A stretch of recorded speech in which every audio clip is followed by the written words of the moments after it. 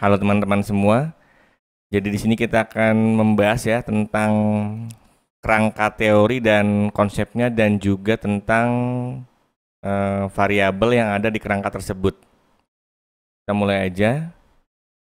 Yang pertama pendahuluan dulu. Jadi kerangka teori itu merupakan visualisasi hubungan antara berbagai variabel ya. Ini nanti selain kita bahas kerangkanya, kita bahas apa itu variabel sebenarnya. Untuk menjelaskan sebuah fenomena. Ini menurut Wibowo tahun 2014. Kemudian yang di sini dijelaskan lagi hubungan antara berbagai variabel digambarkan secara lengkap atau secara lengkap dan menyeluruh dengan alur dan skema yang menjelaskan sebab maupun akibat suatu fenomena. Jadi nanti kita bahas ada dua. Yang pertama itu kerangka teori namanya. Yang kedua itu adalah kerangka prakteknya atau konsepnya ya. Nah, konsep.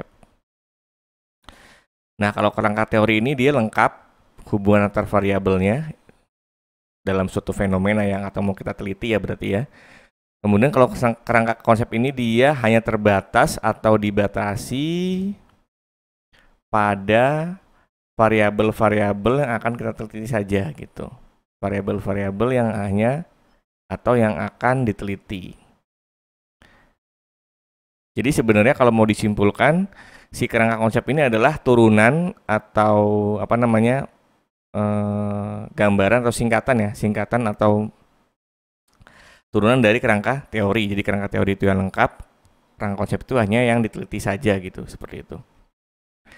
Ini ada contohnya, di sini ada judul analisis kelengkapan dokumen rekam medis rawat inap kasus demam berdarah dengue di RSUD Dr. Soekarjo, Kota Tasik tahun 2016. Di sini tujuannya yang pertama itu untuk mengetahui gambaran kelengkapan ya. Yang kedua itu, yang pertama itu untuk mengetahui gambaran kelengkapan identifikasinya. Yang kedua itu adalah autentifikasi. Yang ketiga itu laporannya. Dan yang keempat adalah pencatatannya gitu. Nah, gimana kerangka teori nanti yang kita buat gitu. Nah, kerangka teorinya berarti semua variabel baik yang diteliti maupun tidak itu kita masukkan ke dalam kerangka tersebut gitu. Ini adalah teori yang digunakan mengacu pada teori analisis kuantitatif menurut Huffman ya, si kerangka teori ya. Tapi yang ditulis di sini di dalam kerangka teori hanya variabel-variabel aja gitu. Nah, kerangka teori ini disusun dalam bentuk alur skema, variabel-variabel yang menjelaskan tentang kelengkapan dokumen rekam medis. Berikut, ini contohnya nih, kerangka teori berdasarkan judul dan tujuan di atas.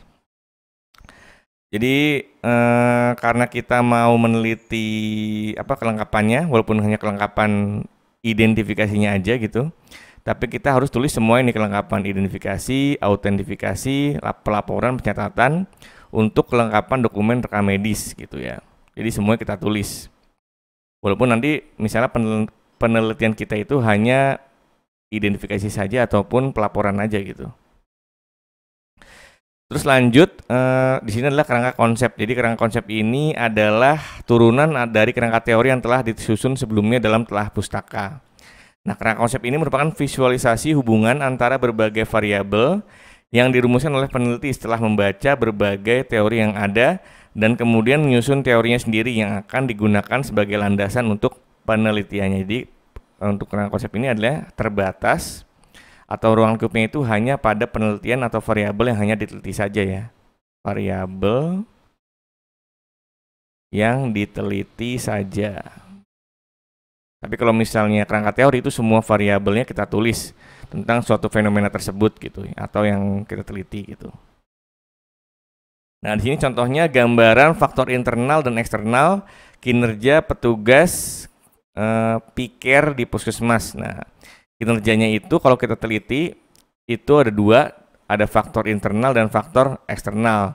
Untuk faktor internal itu ada umur, pendidikan, masa kerja dan motivasi.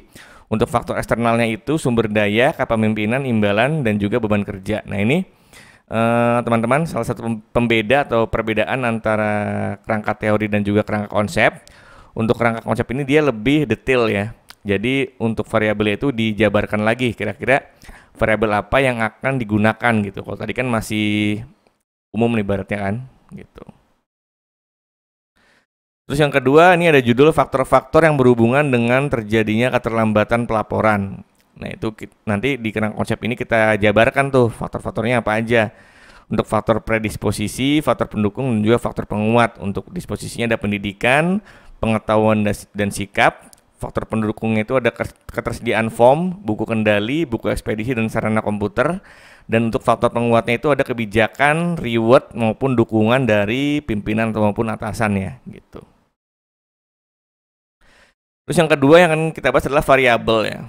Variabel ini adalah apa namanya objek ataupun seseorang yang akan diteliti nih.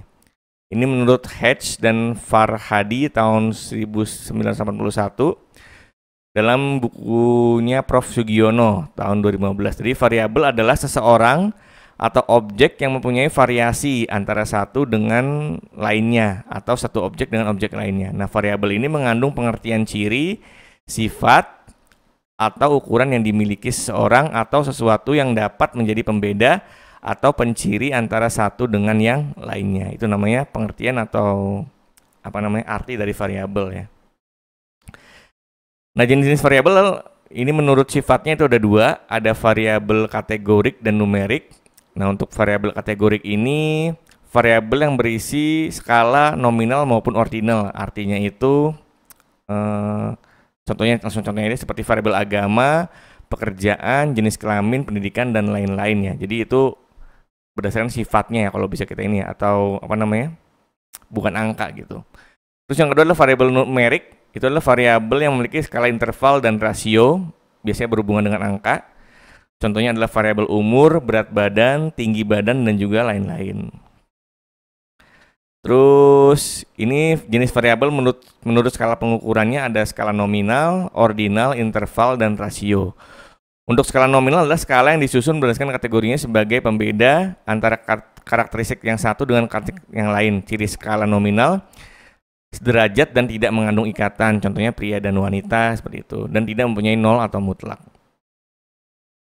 Terus skala ordinal itu skala yang berdasarkan urutan atau tingkatan dari mulai yang tertinggi hingga yang terendah atau sebaliknya. Contohnya, ini contoh dulu ya. Contohnya itu jenis kelamin ya teman-teman ya. Jenis kelamin. Karena kan pria dan wanita itu dia tidak ada ini ya, bukan tingkatan ya, pria dan wanita. Terus jenis variabel untuk skala ordinal itu dia urutan.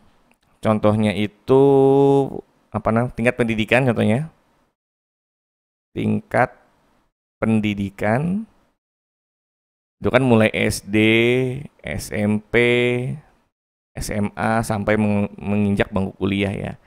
Terus yang kedua adalah jenis variabel dilihat dari skala namanya skala interval. Itu misalnya dia umur paling gampang ya. Umur itu kan misalnya remaja itu misalnya 15 sampai 20 nih misal ya. Terus dewasa itu 21 sampai 25. Kemudian tua itu misalnya 26 sampai 30 misalnya seperti itu. Terus ada lagi skala rasio, yaitu skala yang memiliki nilai 0 atau mutlak. Nah, data yang dihasilkan dalam bentuk angka, sehingga uji statistik digunakan, yaitu uji statistik parametrik untuk yang variabel dengan skala rasio ya. Terus yang ketiga, ini variabel yang paling sering muncul nih, yaitu variabel independen dan dependen. Jadi ini berdasarkan hubungan antara variabelnya. Untuk variabel independen itu adalah pengertiannya adalah variabel yang dapat mempengaruhi variabel lain. Apabila variabel independen berubah, maka dapat menyebabkan variabel lain juga berubah. Di sini contohnya hubungan kepemimpinan dengan kinerja petugas piker di puskesmas. Maka di sini kita tulis nih variabel independennya apa, variabel dependennya apa nih. Variabel independen tadi adalah variabel yang bisa mengubah variabel lainnya. Nah, berarti di sini adalah kepemimpinan ya, variabel apa namanya? Kebalik. Variabel variabel independen adalah kepemimpinan di sini ya, kepemimpinan. Karena dia bisa merubah variabel lain. Nah, variabel yang terpengaruhi atau dipengaruhi oleh variabel lain disebut variabel dependen. Berarti variabel dependennya adalah kinerja. Ya, bisa dimengerti ya. Jadi di sini kan judulnya adalah hubungan kepemimpinan dengan kinerja petugas. Nah, berarti kepemimpinan ini adalah variabel independen dan kinerja adalah variabel dependen di sini. Karena kepemimpinan bisa mempengaruhi kinerja ya, atau kinerja dipengaruhi oleh kepemimpinan seperti itu. Terus yang nah di sini juga dibahas lagi variabel dependen adalah variabel yang dipengaruhi oleh variabel independen. Artinya variabel dependen berubah karena disebabkan oleh perubahan pada variabel independen. Di sini contohnya hubungan perilaku merokok dengan kejadian hipertensi. Nah, berarti perilaku merokok adalah independen, variabel independen, dan kejadian hipertensi adalah variabel dependen ya, gitu. Terus yang kedua, hubungan antara ketepatan penulisan diagnosis dengan keakuratan kode kasus tipoid ya. Nah, berarti ketepatan ini adalah independen yang mempengaruhi, dan yang dipengaruhi adalah keakuratan atau variabel dependen seperti itu ya. Cukup mudah. Terus yang ketiga adalah variabel perancu nih, atau confounding variable, adalah variabel yang berhubungan dengan variabel independen. Jadi bisa berhubungan dengan dua variabel tadi yang di awal tuh.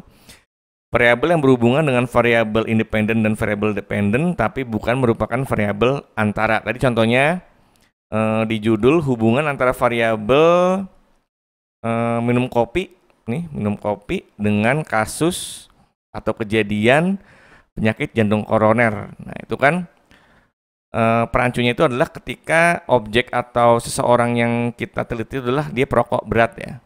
Itu apakah dia nanti mempengaruhi atau tidak. Nah, itu adalah variabel perancu atau bisa mempengaruhi hasil teman-teman seperti itu. Terus yang kedua nih contohnya hubungan antara makan permen dengan karies dentis. Nah, variabel perancunya apa? Adalah kebiasaan menggosok gigi ya. Karena kebiasaan menggosok gigi nanti bisa berpengaruh apakah si orang tersebut itu bisa terkena karies atau tidak tuh, gitu. Oke, mungkin gitu ya teman-teman untuk pembahasan kali ini tentang kerangka konsep teori dan juga tentang variabel. Semoga materinya bermanfaat. Terima kasih.